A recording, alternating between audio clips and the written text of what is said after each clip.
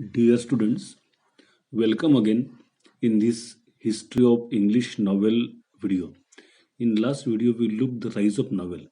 Now see in part 2, what is novella? Elements of novel. Uh, Novella word was originated from Italian word novelli. It is a type of prose fiction which is shorter than a full-length novel and longer than a short story. It is a well structured yet short in narrative. There are some features of novella. Novella कुछ features होते हैं. It is well structured at short narrative. संक्षिप्त में अच्छे से जो लिखे हुए होते हैं. ये सैटेरिकल और रियलिस्टिक इन टोन, व्यंग्यात्मक या असली जिंदगी के ऊपर डिपेंड होते हैं. It focuses on single incident with one और टू मेन कैरेक्टर्स. नॉवेल में किसी एक सब्जेक्ट को लेकर एक उस पर फोकस होता है जिसमें एक या दो कैरेक्टर्स के बारे में, उनकी घटनाओं के बारे में वहां पर वर्णन किया जाता है. कुछ फेमस जो नॉवेल्स या नॉवेलिस्ट जो रहे हैं, the heart of the darkness by Joseph Conrad, the turn of the screw by Henry James, Billy Budd, Herman Melville, death of Venice in Thomas Mann, seize the day Saul Bellow and pearl by John Steinbeck. ये कुछ famous novelist है जो पूरे दुनिया में बहुत popular हुई है. अब हम देखेंगे elements of novella means novel. Novel में कौन कौन से घटक होते हैं, एलिमेंट्स होते हैं. There are 6 elements of novel. They are related to each other. Main 6 उसके एलिमेंट्स है जो एक में से इंटर रिलेटेड है पूरे नॉवेल को स्ट्रक्चर करने में, नॉवेल बनाने में. सबसे पहला एलिमेंट है थीम. जो किसी स्टोरी का जो थीम होता है, theme is a central idea. जे एक मध्यवर्ती कल्पना जो असते म्हणतो आपण, ये होता है थीम. हम किसी भी मूवी देखते हैं तो उसका क्या थीम है बोलते हैं, क्या स्टोरी है, that is the story. It is a philosophical statement और ट्रूथ. हम उस स्टोरी के बारे में क्या समझ पा रहे हैं, उसका फिलोसॉफिकल स्टेटमेंट क्या है, क्या बताया गया वहां पर. देन थीम में आता है कैरेक्टर्स. कौन कौन कैरेक्टर्स है वहां पर, कैसे कैरेक्टर्स है. सेकंड एलिमेंट है plot. It is a story और सीरीज ऑफ इवेंट्स. प्लॉट माने कहानी. उसकी कहानी कैसी है उस नॉवेल की, क्या वहां पर दिया है. Specially the external and internal जो कॉन्फ्लिक्ट्स होते हैं. कॉन्फ्लिक्ट्स माने संघर्ष. जो हीरो होता है, जो मेन जो वहां का कैरेक्टर होता है, उसके दिमाग में क्या चल रहा है, दिमाग के अंदर. और एक्सटर्नल कॉन्फ्लिक्ट्स माने उसके बाकी जो कैरेक्टर्स है उस स्टोरी में, उस स्टोरी के साथ में बाकी कैरेक्टर से उसके कैसे रिलेशन है. ये इंटरनल और एक्सटर्नल ये जो कॉन्फ्लिक्ट्स है, इसके ऊपर बनता है पूरा प्लॉट, पूरी कहानी. कहानी के जिसको उसको पहले हमने थीम देखा था, ये इस तरह से एक कहानी को आगे बढ़ाते हैं. प्लॉट जनरली दो टाइप के होते हैं, एक सिंपल और एक कॉम्प्लेक्स. सिंपल प्लॉट में, सिंपल कहानी में ओनली वन प्लॉट, बस एक ही कहानी बताई जाती है.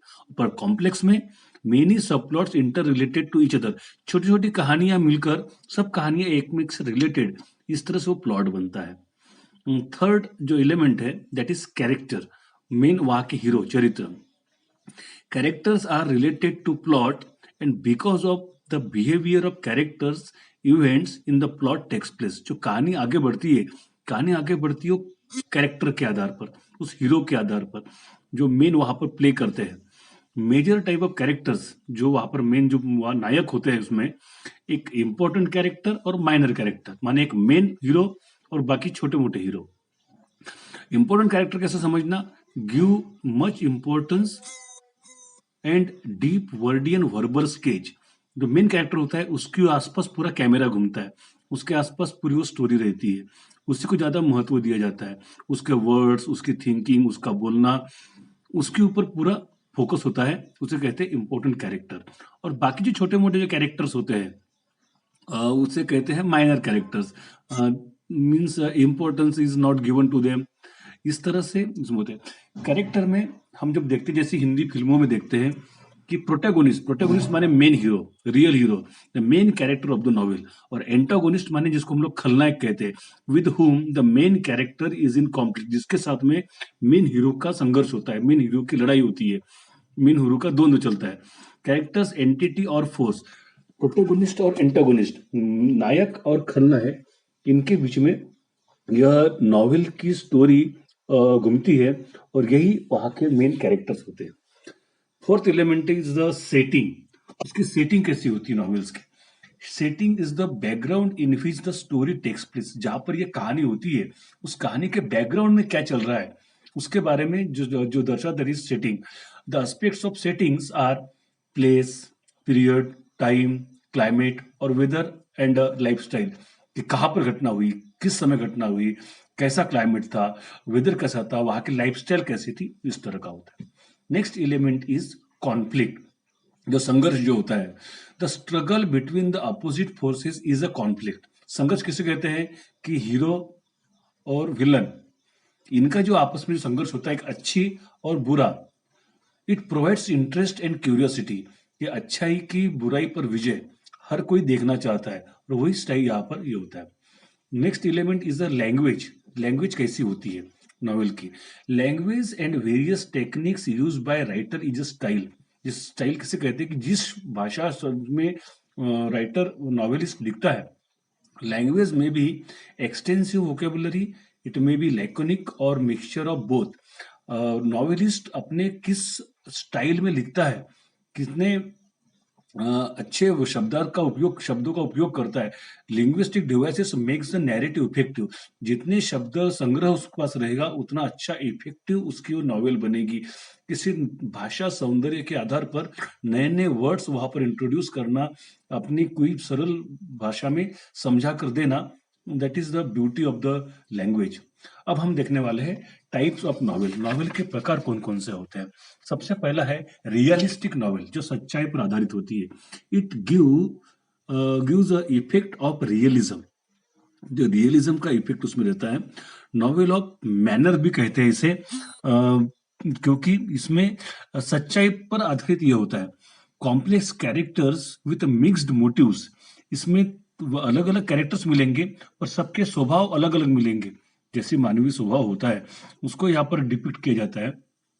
देन प्लॉजिबल और रीजनेबल एवरीडे एक्सपीरियंसेस। हमारे दैनंदिन रोजमर्रा की जिंदगी के जो अनुभव है, वो अनुभव यहाँ पर दिए जाते हैं, जो सच्चे अनुभव होते हैं। That is realistic. Second type है picaresque novel. Picaresque novel, this picaresque word is originated from Spanish word picaro, which means a rough. Rough माने बदमाश, bad person. Because novel narrates the adventures of the protagonist. जो hero होता है protagonist, उसने जीवन में क्या साहस दिखाया उसके बारे में बताया जाता है। एक्सेंट्रिक एंड डिसरेपुटेड प्रोटैगोनिस्ट, जो प्रोटैगोनिस्ट होता है, एक अच्छे हीरो की तरह उसको डेवलप किया जाता है और अच्छे गुणों के साथ वहां पर आता है। This is in episodic form.